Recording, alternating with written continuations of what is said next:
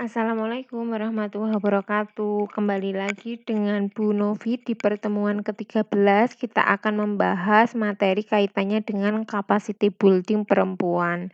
Nah, apa itu capacity building? Mengapa itu sangat penting untuk saat ini? Di mana itu bisa kita lakukan? Bagaimana caranya? Dan mulai kapan kita harus melaksanakan capacity building ini? Nah, itu akan kita bahas di pertemuan kali ini.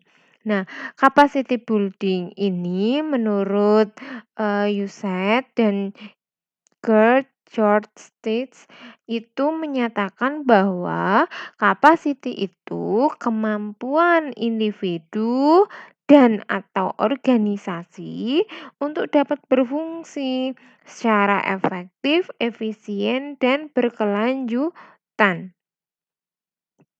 Nah, jadi individu maupun organisasi mempunyai kualitas tidak, mempunyai peran tidak, melalui status yang dia, miliki begitu. Bagaimana bisa berkontribusi, bagaimana bisa berdikari, bagaimana kemampuan itu dapat,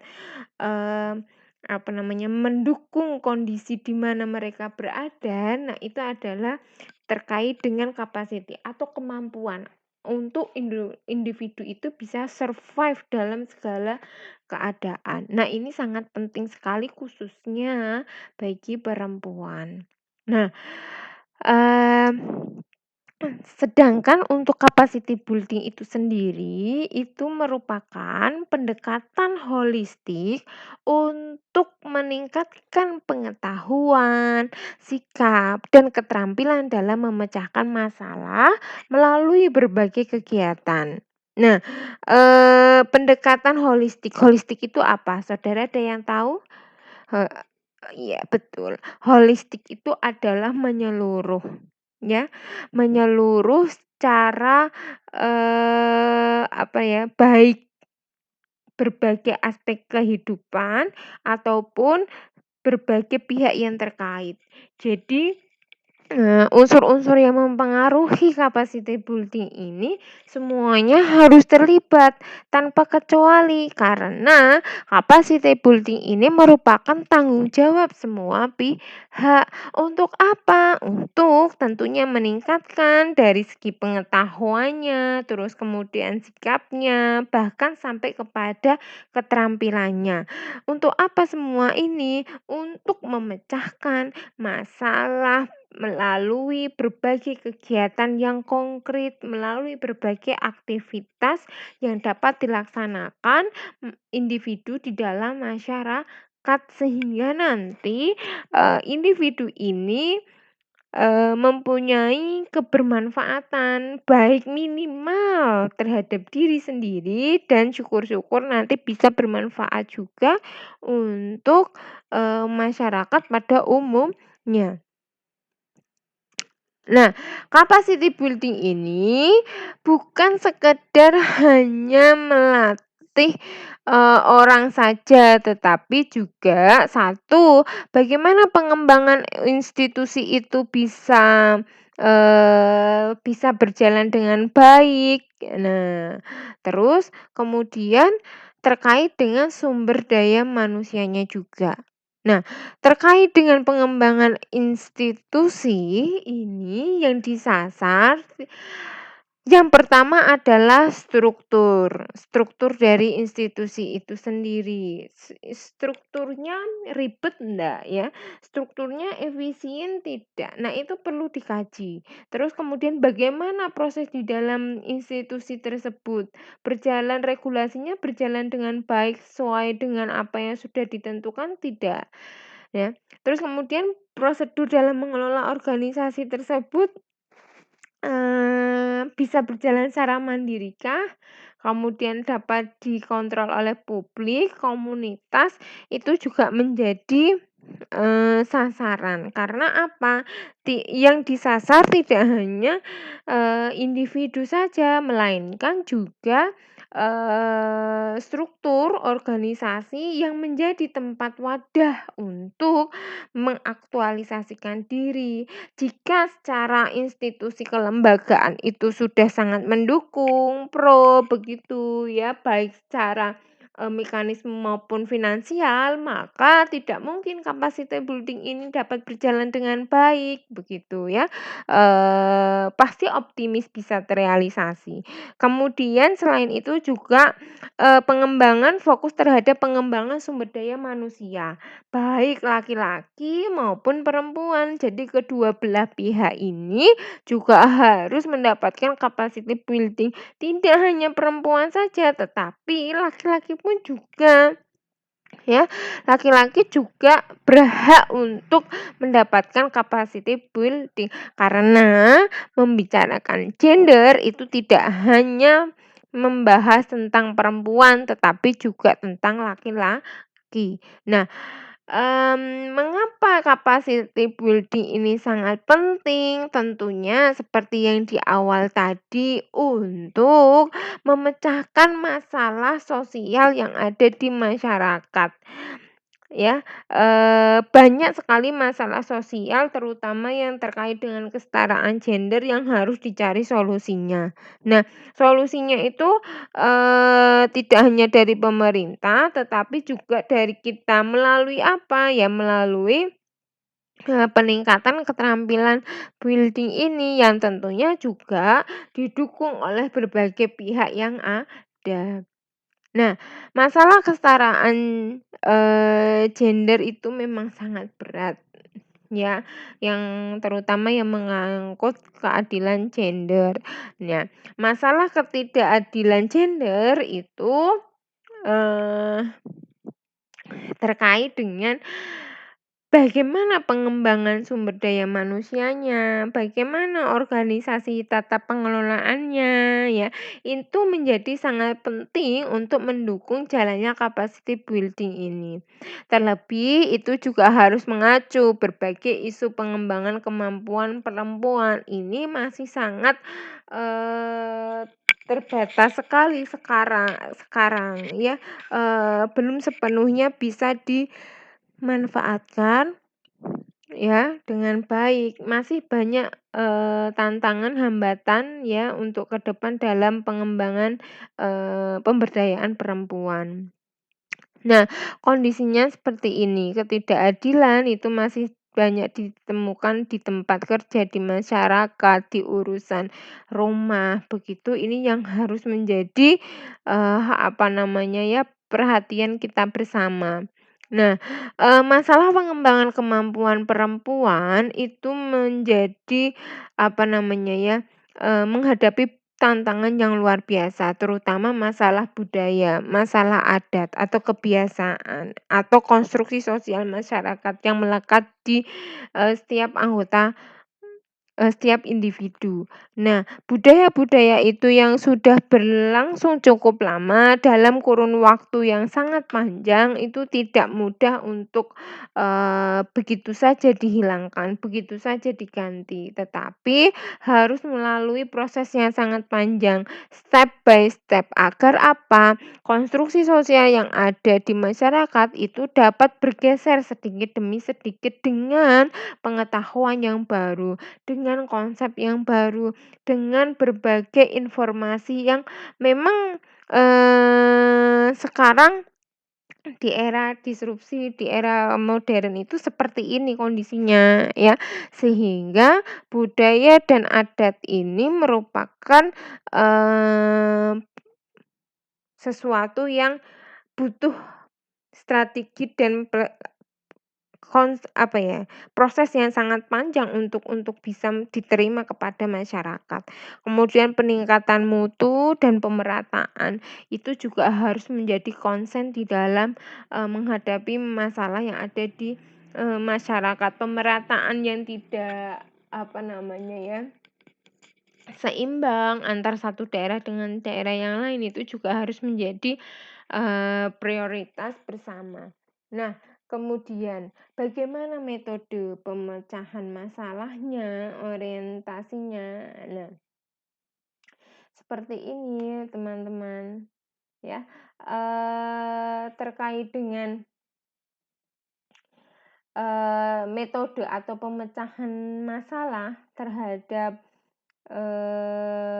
pengembangan capacity building ini, itu juga, yang utama masalah pengalaman, ya. Bagaimana cara mengatasi masalah itu melalui, pengalaman, ya. Pengalaman memang menjadi guru yang terbaik begitu, ya. Heeh, pengalaman atau best practice ya, yang baik terkait dengan, program kapasiti peningkatan, kemampuan baik individu maupun kelompok, itu juga, harus base-nya base pengalaman ya. Misalnya salah satunya melalui kegiatan pemberdayaan. Nah, pemberdayaan yang diberikan kepada perempuan, nah itu, harapannya juga menjadi bekal langsung untuk mengasah keterampilan mereka, begitu ya. Nah, misalkan pemberdayaan, bagaimana meningkatkan, perempuan ini untuk bisa mandiri, produktif, begitu, dengan cara memberikan beberapa keterampilan ya.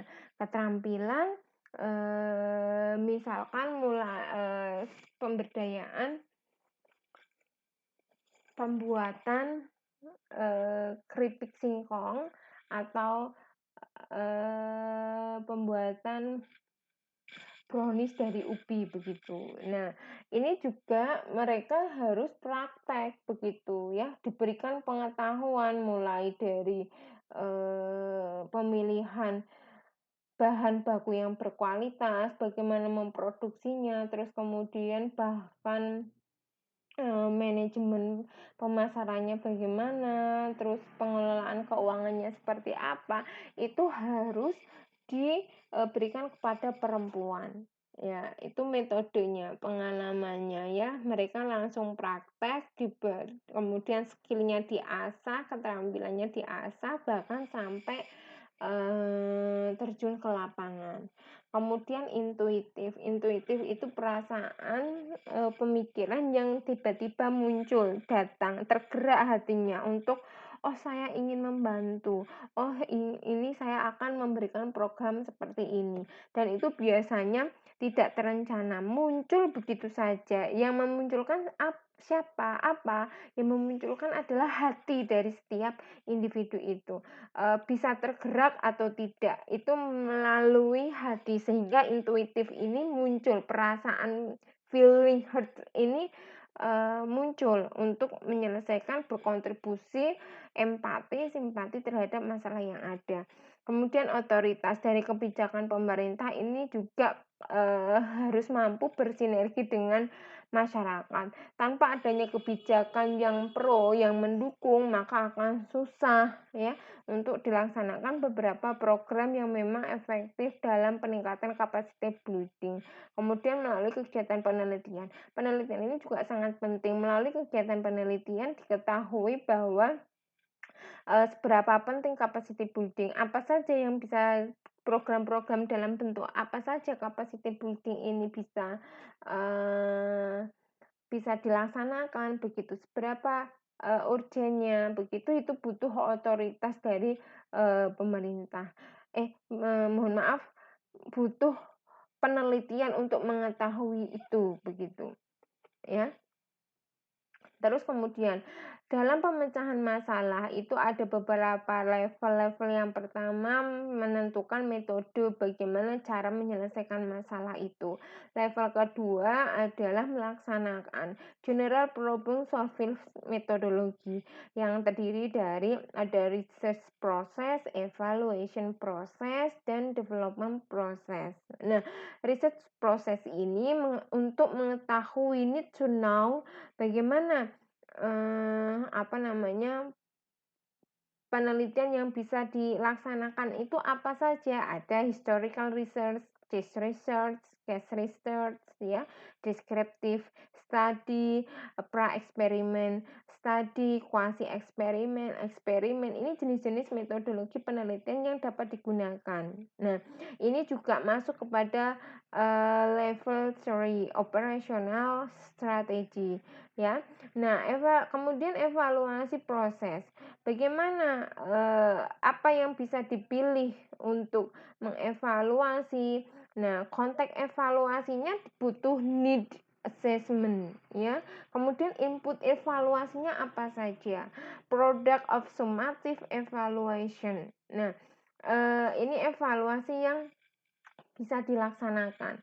Outside audit dan goal free evaluation, ini hasil evaluasinya dari penelitian itu apa. Nah, kemudian ada tahap berikutnya, development process, need to do, apa yang butuh dilakukan dari hasil evaluasi tersebut. Baik mulai dari prosedur, prototipe-nya, model, polanya, ini menjadi sebuah hasil dari evaluasi tersebut. Nah, ini menjadi sangat penting dalam pemecahan masalah melalui kegiatan penelitian. Nah, capacity building ini tujuan dan manfaatnya tentunya satu, meningkatkan kinerja organisasi JALID atau jaringan politik atau organisasi dalam mengkoordinasi penelitian yang kebijakan berperspektif gender di daerah. Ini menjadi sangat penting karena beberapa kebijakan yang ada masih belum bersensitif gender. Kemudian meningkatkan kapasitas jaringan politik organisasi sebagai institusi yang mampan dan kredibel dalam bidang penelitian dan kebijakan berperspektif gender. Ini menjadi sebuah dukungan penuh ya agar capacity building ini bisa tegakkan, bisa diberikan kepada masyarakat anggota yang memang sangat membutuhkan begitu. Nah, kemudian meningkatkan kapabilitas jaringan politik atau organisasi sehingga hasil-hasil kajian, penelitian dan evaluasinya dapat dipakai sebagai rujukan oleh gubernur, bupati, wali kota dan menentukan kebijakan pemerintah daerah di bidang pemberdayaan perempuan. Nah, pemerhati perempuan ya yang konsen terhadap kebijakan perempuan ini juga harus disupport. Memang belum banyak, tetapi ini mulai pergeseran ke sini, mulai banyak yang konsen di bidang tersebut. Nah, ini menjadi sangat opportunities banget untuk ke depan bisa dilanjutkan sebuah penelitian. Nah, kemudian tujuan dan manfaat meningkatkan aksesabilitas JALID atau organisasi kepada pemerintah pusat, daerah, dunia usaha, lembaga donor, lembaga swadaya masyarakat, dan masyarakat dalam menghimpun sumber daya dana untuk ikut serta dalam merumuskan, melaksanakan, dan mengevaluasi kebijakan-kebijakan gender di daerah. Ini juga masih sama terkait dengan kebijakan begitu. Nah, kemudian meningkatkan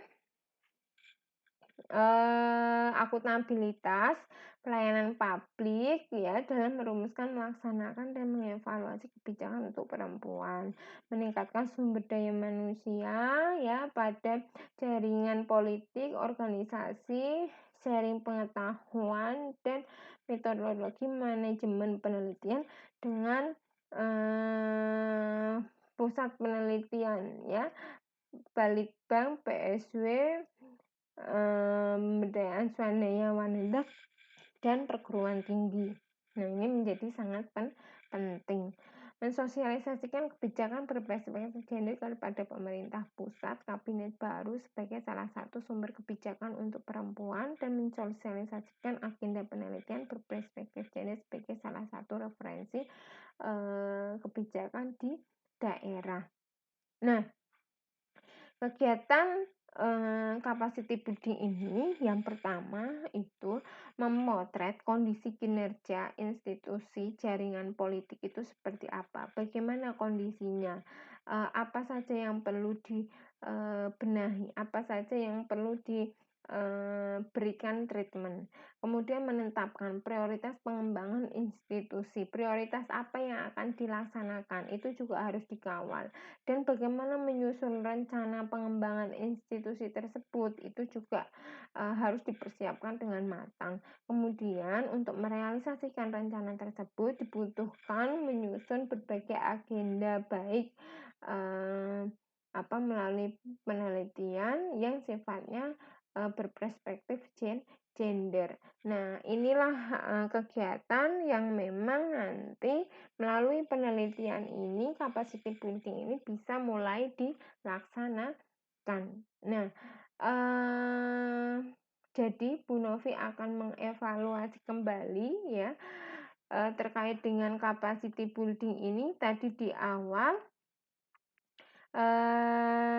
sudah dijelaskan bahwa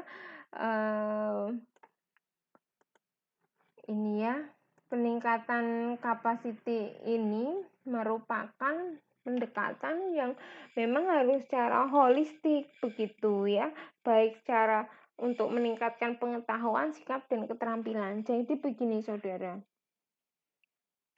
capacity building ini harapannya tidak hanya membekali perempuan atau laki-laki secara pengetahuan saja ya, tetapi juga secara sikap dan keterampilan.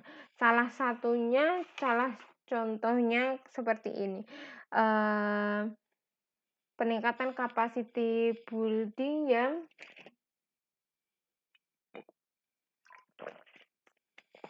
maaf saya jeda sebentar. Misalkan dapat dimulai dari sedini mungkin. Misalkan dimulai dari masa remaja ya. Tentang sosialisasi pentingnya pernikahan di usia matang dan meminimalisir pernikahan dini. Ya, itu apa? Untuk meningkatkan kualitas dari setiap perempuan itu satu, butuh baik laki-laki maupun perempuan itu butuh pengetahuan akan pernikahan menurut agama itu seperti apa. Nah, kemudian dampak pernikahan dini seperti apa? Kesehatan reproduksi itu sangat penting bagi wanita. Kemudian kesiapan mental, agama, pengetahuan, serta finansial dalam menyongsong pernikahan itu harus diketahui akan menjadi bekal nanti ketika sudah berumah tangga. Nah, itu salah satu pengetahuan. Kemudian tadi ya sudah ya, meningkatkan kapasitas building ini harapannya misalkan masyarakat diberikan pengetahuan tentang manfaat pengolahan limbah misalkan kulit pisang ya atau biji nangka bisa dibuat apa kayak gitu, itu pengetahuan. Kemudian sikap, bagaimana pengetahuan itu direalisasikan ke dalam kegiatan yang real ya, kegiatan yang bisa direalisasikan seperti apa, dan keterampilan untuk mengasah bagaimana cara membuatnya begitu. Jadi misalkan dalam peningkatan produktivitas atau manajemen usaha, perempuan dapat memperoleh pengetahuan, bahan atau kapasitas tentang produk-produk apa saja yang bisa diolah. Kemudian dibekali juga manajemen usaha, baik manajemen pemasaran, terus kemudian pengelolaan keuangan, sampai penghitungan laba rugi. Ini sangat penting sehingga harapannya dengan pemberdayaan, dengan pelatihan perempuan ini perempuan dapat berdikari sehingga mampu menyalurkan emansipasi dan produktif tanpa harus mengalami tekanan sana sih. Nah, ini menjadi sangat penting untuk bekal survive di masyarakat. Nah, itu yang bisa Bu Novi sampaikan terkait materi ini. Untuk minggu depan Bu Novi akan evaluasi secara keseluruhan materi-materi yang sudah Bu Novi sampaikan. jelaskan. Jadi terima kasih atas perhatiannya. Akhir kata, wassalamualaikum warahmatullahi wabarakatuh.